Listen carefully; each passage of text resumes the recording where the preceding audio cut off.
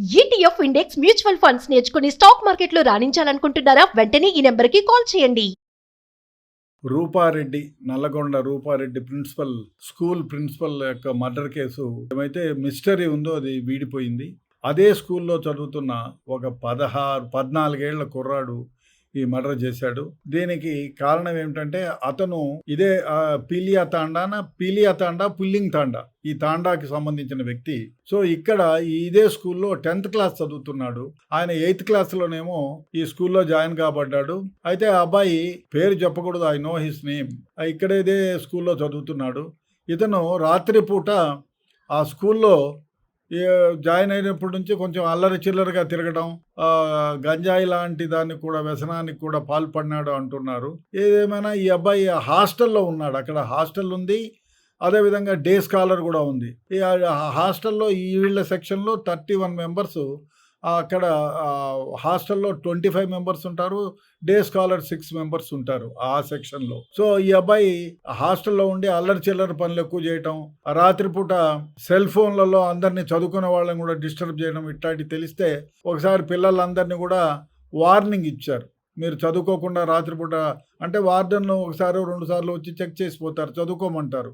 అప్పుడు చదువుకోకుండా పిల్లలను ఎవరో ఒకరిని పెట్టి చెప్తారు కదా, మేడం ఎవరికి చెప్పకండి, ఫలానా వాడి దగ్గర సెల్ ఫోన్ ఉంది, వాడు వాడుతున్నాడు, వీడు డిస్టర్బ్ చేస్తారని. ఆ విధంగా టీచర్కి తెలిసింది.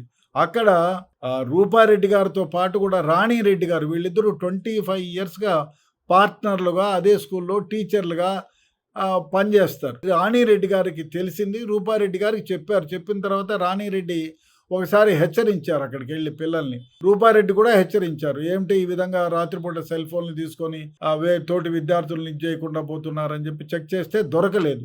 తర్వాత ఒకసారి రాణిరెడ్డి గారు వారం 10 రోజుల క్రితం ఆ స్కూల్లో చెక్ చేశారు. చెక్ చేస్తే వాళ్ళ దగ్గర సెల్ ఫోన్ దొరికింది. ఈ అబ్బాయి ఎవరైతే ఉన్నారో ఈ తాండాకు సంబంధించిన అబ్బాయి దగ్గర సెల్ ఫోన్ దొరికితే, నువ్వు డిస్టర్బ్ చేస్తున్నావు, ముందు బాత్రూంలో దాచిపెట్టేవాడు, బాత్రూంలో ఆ చెడ్డీలలో ఎక్కడో దాచిపెట్టేవాడని. అదే విధంగా టీచర్ రాణిరెడ్డి గారికి దొరికితే ఆమె మరుసటి రోజు ఉదయమే, నువ్వు వద్దు నాయనా మా హాస్టల్లో, నువ్వు తాజల్ల కోటి వనవెల్ల జరిచినన్నట్టు నువ్వు చెడిపోవడం కాకుండా 10th క్లాస్ పరీక్షలు ఇంకో 5-6 నెలలు కూడా లేవు, నువ్వేమో సెల్ ఫోన్ పెట్టుకొని అందరినీ డిస్టర్బ్ చేసి గుంపుగా అందరినీ పిలుచుకొని డిస్టర్బ్ చేస్తున్నాము, కాబట్టి నీ ఇలాంటి వాడు మా హాస్టల్లో పనికిరాడని చెప్పి ఆ రోజు వాడిని ఇంటికి తాండాకి పంపించింది. అక్కడ 2-3 కిలోమీటర్ల దూరంలోనే ఉంది ఆ తాండా. సో పంపించేస్తే వాళ్ళ తల్లిదండ్రులు వచ్చి రిక్వెస్ట్ చేస్తే ఆమె కాదంది.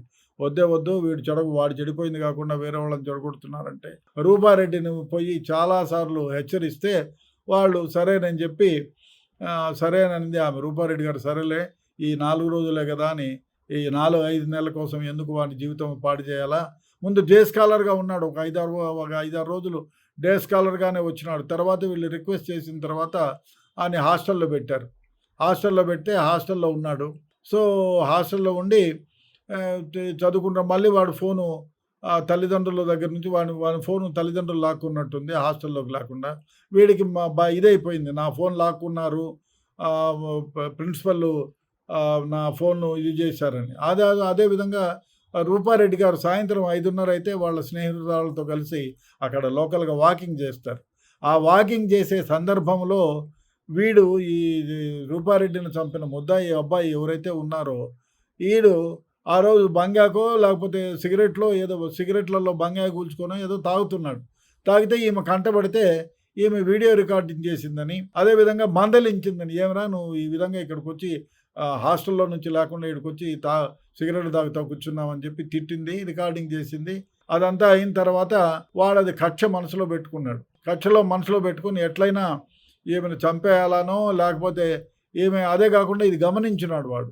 వీడికి డబ్బులు అవసరం, చెడ్డ అలవాట్లు తల్లిదండ్రులు ఎందుకు ఇస్తారండి? ఇప్పుడు తల్లి ఫోన్ పెరుక్కున్నారు కాబట్టి వీడు ఒక ఫోన్ కొనుక్కోవాలా, చెడ్డ అలవాట్లకు లోన్ అయినాడు, తాగేది కూడా నేర్చుకున్నాడు అబ్బాయి. సో ఎట్లయినా టీచర్నే బెదిరించి డబ్బులు గుంజాలనుకున్నాడు వీడు. సో వచ్చినాడు, మాస్క్ వేసుకున్నాడు, గ్లౌజులు కొనుక్కున్నాడు.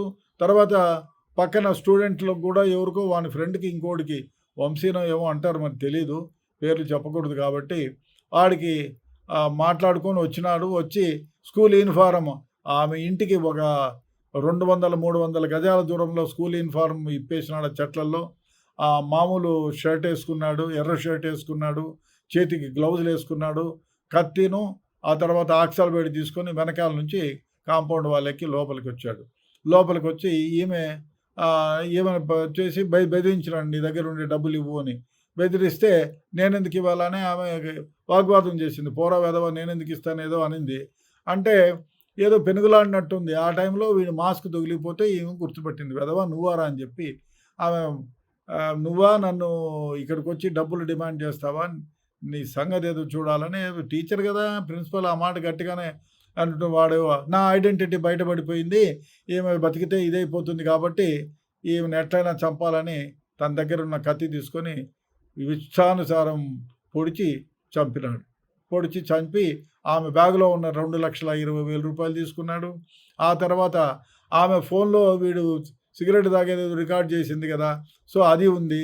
వీడి దగ్గర ఫోన్ లేదు, వీడికి ఫోన్ కావాలా, సో ఆ 2 తీసుకొని వచ్చేసి అక్కడే ఆ కత్తి గిత్తి అన్నీ అక్కడే పడేసి వీడు మామూలు షర్ట్ వేసుకొని బయలుదేరి వచ్చేసినాడు. వచ్చి హైదరాబాద్కి వెళ్ళిపోయినాడు డైరెక్ట్గా. అక్కడ నుంచి గోవాకు కూడా పోయినాడు అనేది కూడా తెలుస్తూ ఉంది.